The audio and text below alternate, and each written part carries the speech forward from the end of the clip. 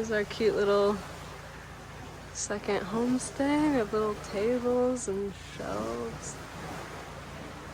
I like this door handle a lot. And then we have a horizon now. A beautiful hammock spot. And a home reef, I hear, is just right there.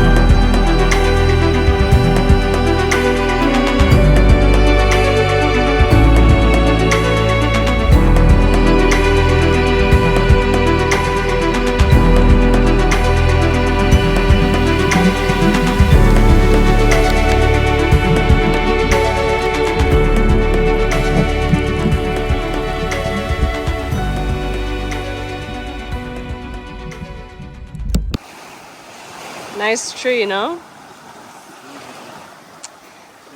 Ignore the plastic behind it, but... Oh! That's a beast. Look at that.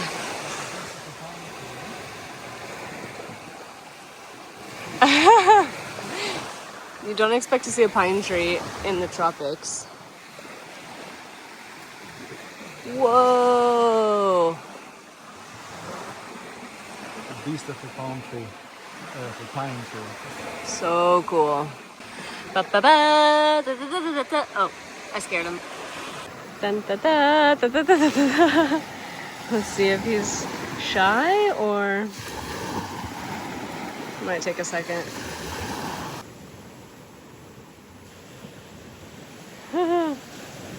They're everywhere. It's a village. It's a party. This is like Ibiza for little hermits. It's a rave.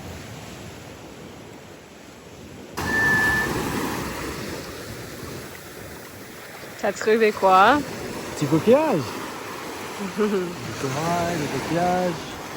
C'est une petite collection.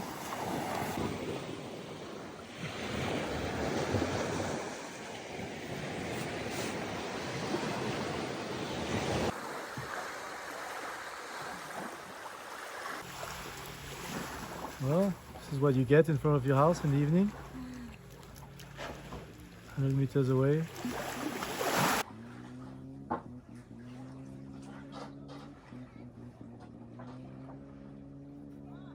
The bear's on the move, he's walking, bats are flying by. Every part of this world is alive with animals.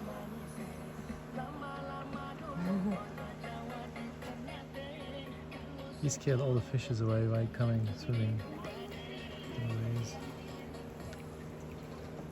Double beetle. Non, je vais te He's manger. turning towards me. He's cute. Don't you Adopt dare him. take off in my direction. Who's that? What's his name? I don't know. I don't feel inspired.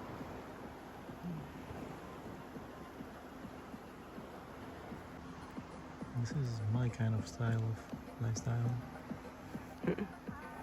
Just chilling by the sea. Watching fish. Yeah. Get used to that. And this is where we sleep, just where the light is.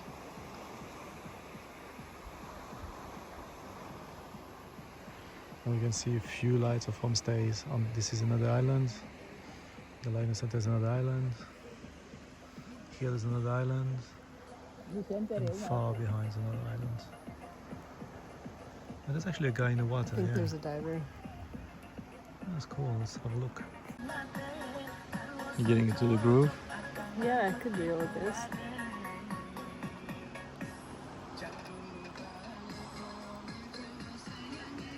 Come on, mate.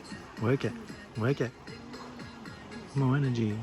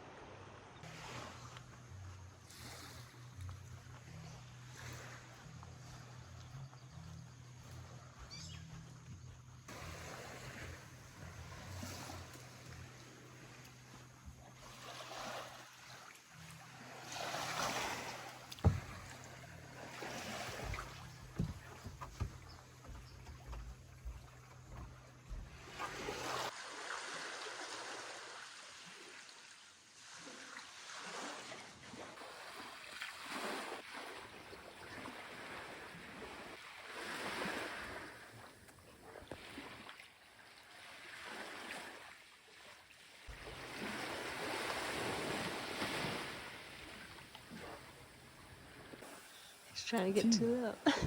Who knew you like tea? I like sugar. Where are we going this morning? Just across here. No. Ah, agree? Yeah, we will tell me. We try to find a pharmacy.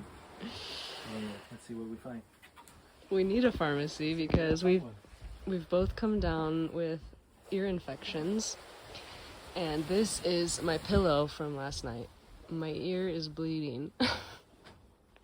We have learned the lingo. I think it's tetetilinga, antibiotics. And what's the other one? Thank you. Terima kasih. As much as we were making light about it and about the blood on the pillow coming from the inside of my ear, that was the last time I would be laughing about it because I started to be in quite a lot of pain, and Tommy was closely following behind my footsteps with the ear infection as well. I was just a little bit further along than he was. So we did end up going with our homestay interpreter to this neighboring island that wasn't as far away to see if their makeshift pharmacy had any antibiotic drops, because otherwise we would have to make the decision about whether or not to go all the way in that 3-hour boat ride to where we had taken the ferry when we first arrived to get antibiotics there. And basically all that we found was some rubbing alcohol, which we took for later use to clean our ears. But at this point, I was having dry days. I wasn't even going in the water. Tommy had started to use earplugs to go in the water, but that meant that neither of us were free diving. He was swimming shallow and I wasn't swimming at all for this time being. As you can see, we went to multiple different places in this village to look for it, and all we came back with was that rubbing alcohol.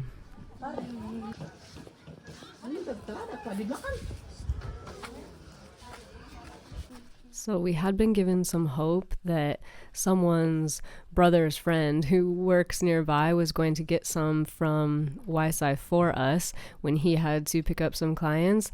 But spoiler alert, that was false hope, and the end of the day came, and that never came to pass.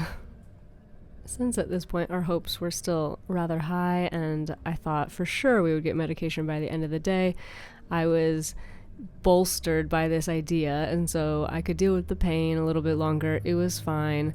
We headed back to our homestay, and we just decided to have a completely dry day together, not getting in the water at all, which felt sacrilegious when you're in this place, but we decided to make the most of it. There was a footpath we had seen on the map that we hadn't found yet that went through the middle of the island, and it kind of came out in this marshy lagoon area, which was still really cool. And we just did that little walk. We walked around the village that we hadn't seen yet on the island, and yeah, made the most of the day outside of the water.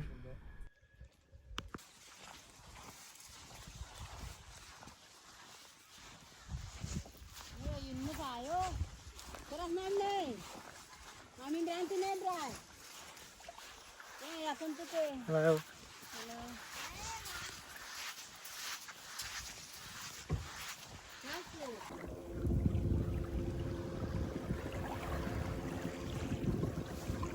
I wish I could was a good hand balancer right now. I could hand balance on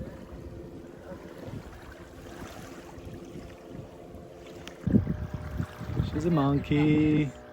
What? Hello, pup. Is it hot? Is it hot? By the time dinner came, we knew that we had to go to Waisi the next day. The decision had been made. I was in a lot of pain. Little did I know there was a rough night ahead of very little sleep, and we just had to suck it up.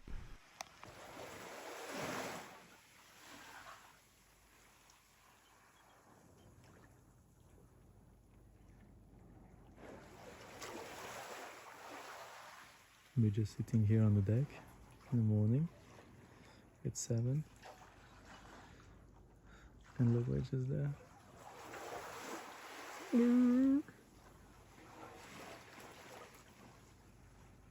So we journeyed to Waisi. We were ready by 7. We had spoken to the family, but we didn't leave until 9 or 9:30 that morning. We were just waiting.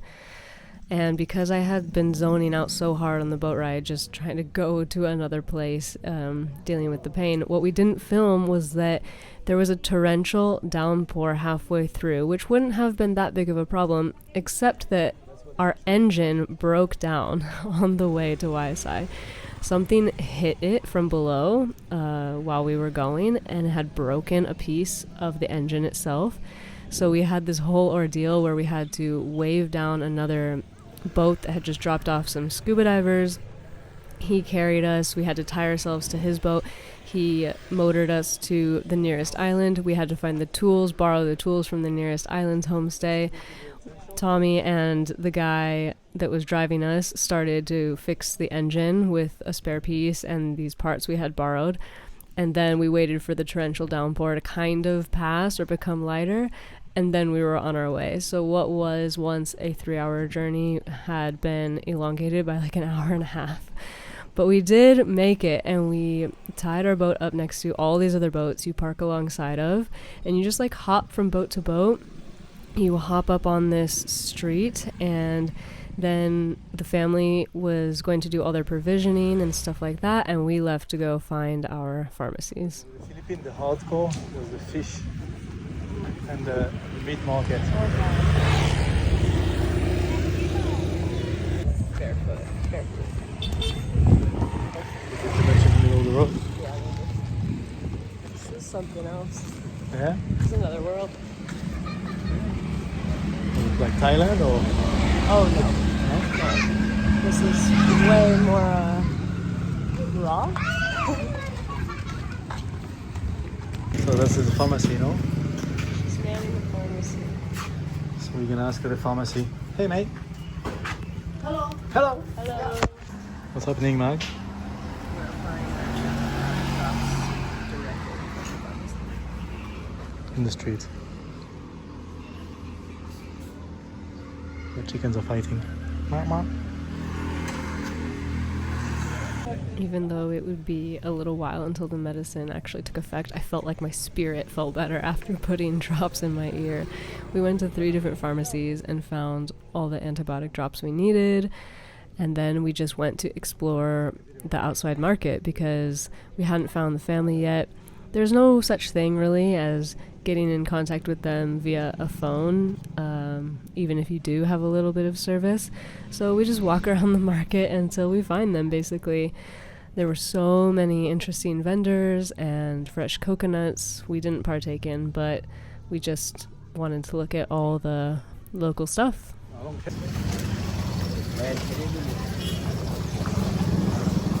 We were trying to walk around and be a bit discreet while we were filming. Tommy was kind of holding the phone at an angle low down that kind of looked hopefully natural, maybe not. But I think markets are super interesting places to see what the local life is really like. And this area of Waisi is not a place that you would be able to get to if you were just waiting or taking the ferry. It was, quite a ways away from where the tourists pass through to get to the more remote diving islands. So we really did feel like it was this kind of passageway into local life that we had found that we would have never come across had we not needed antibiotics. And we both agreed that we would never trade this experience or this day for anything, even though it was a hard day in general and a very long day. I mean, you just don't get this chance all the time to be the minority, especially in this kind of environment. And I think that's a little bit what travel is all about. Now you'll see what's really wild, which is the fish part of the market. The fish market has no ice, no refrigeration. It just goes against everything that we, in our luxurious type of world, that everything we think a fish market should be. It's just basically under shade. That's all that they have to protect it from the sun. But as you can see, it's also not too much. Hopefully they think they can sell all this in a day or two, and if they can't, I don't really know what happens to it, but it's just a place where you don't see a lot of waste happening, food waste, I mean. And it was the first time I've ever seen anything like this. There was also, in a separate section, chickens that were unrefrigerated being cut open right in the sun, like butchered right on the spot. I mean, it was just really the first time I'd experienced this.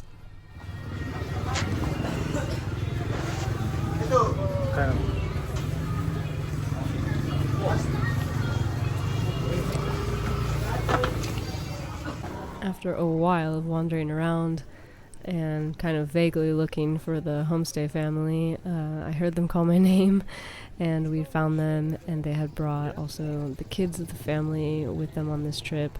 So the kids had these like treats from going to town, and we had provisions now, and we took these provisions and we went to go pack them in the boat with the family. But then we were kind of just left near the boat after we had packed everything on the boat, and the family actually just walked off, and we weren't sure where they were going, how long it would be, or anything like that. We just had to kind of wait and see.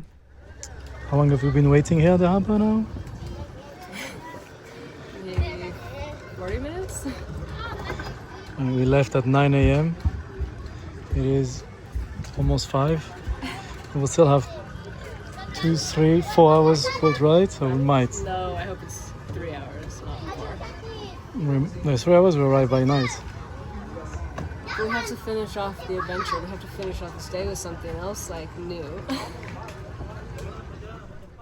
If you couldn't catch my sarcasm, I was definitely losing steam at this point. I think we both were, but we were also a bit laughing at the situation, at how ridiculously off-plan the day had gone, and that we might arrive back home at night by no light. But it was kind of one of those things where it's like, at this point, you just gotta wait and see. There's no other way back home.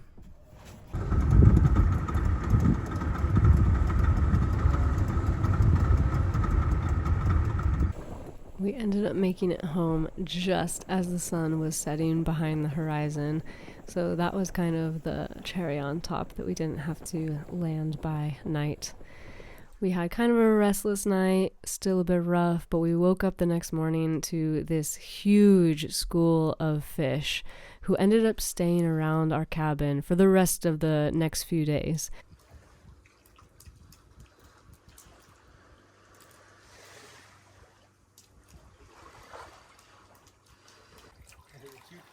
Is it cool? Wow! There was a needlefish that jumped, like a huge needle, hunting them. Ah!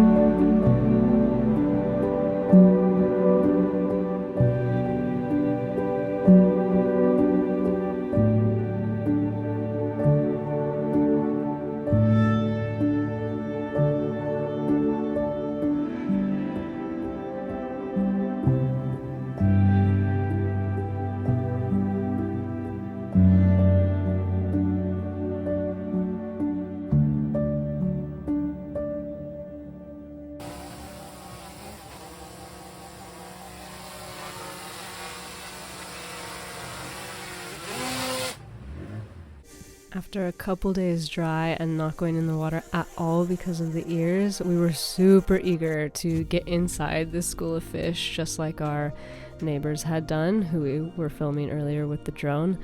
And it was so worth it. The view and just the feeling is crazy. The more you watch from the inside, or from below the surface at least, the more it looks like a machine.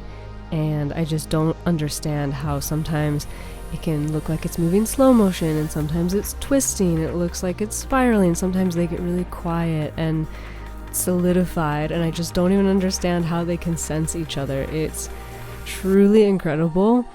Another really funny aspect about this is that if you get close enough inside of the group, they start actually coming at you, and you can feel all these little fish bodies kind of attacking you. It's not gentle. It's kind of a little bit violent, and it tickles you because it's mostly on your neck and where you can't feel your wetsuit, and then they'll go right up in your face or right in your mask and start pelting you.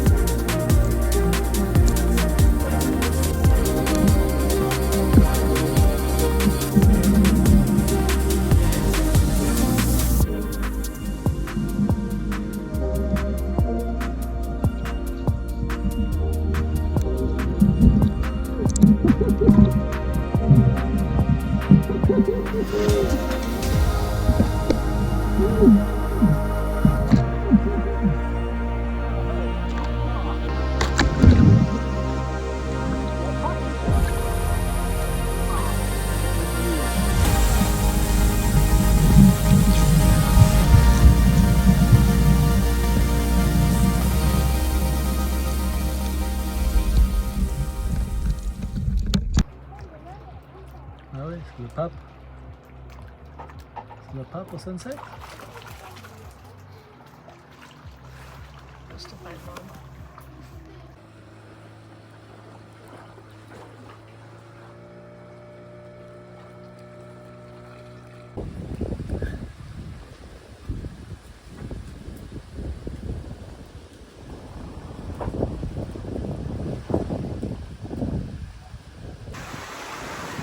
Le premier grain depuis qu'on est là. Bon, il fait encore chaud, mais là d'un coup ça vient de se lever. The rain has started. Supposedly we are transferring to the other homestay today, but good thing it's an afternoon. Before we transferred to our next homestay and after the rain had stopped, we took our last little dive in this home reef. I think we were both feeling a little bit like we hadn't seen enough of it based on the timing of our ears, but we did find some really cool things on this last dive and we left very, very happy. One of the coolest things being that a fish adopted me as his guardian for probably a good 45 minutes while I was snorkeling around. He mostly liked to swim behind my leg if I was belly down looking at things, but he would sometimes hang out also by my neck and by my shoulders, and he really didn't leave me. It was so cute.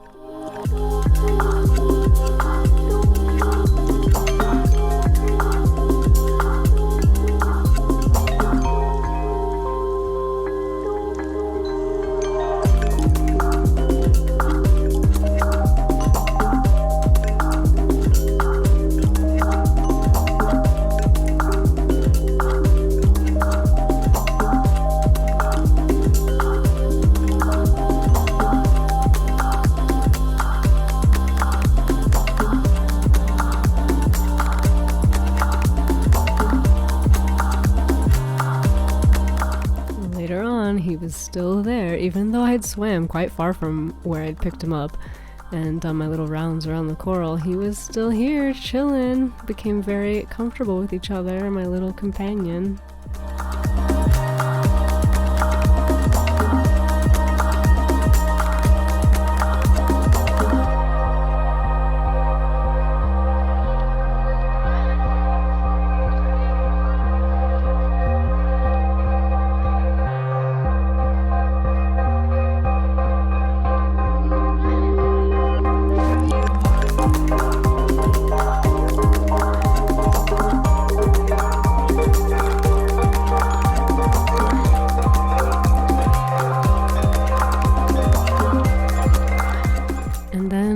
Afternoon came and we were off to our next destination, which was the island of Cree, getting closer and closer to Waisi as we went along. So please come join us again next week for our last 2 homestays in the same video and the last leg of our trip. Thanks for watching.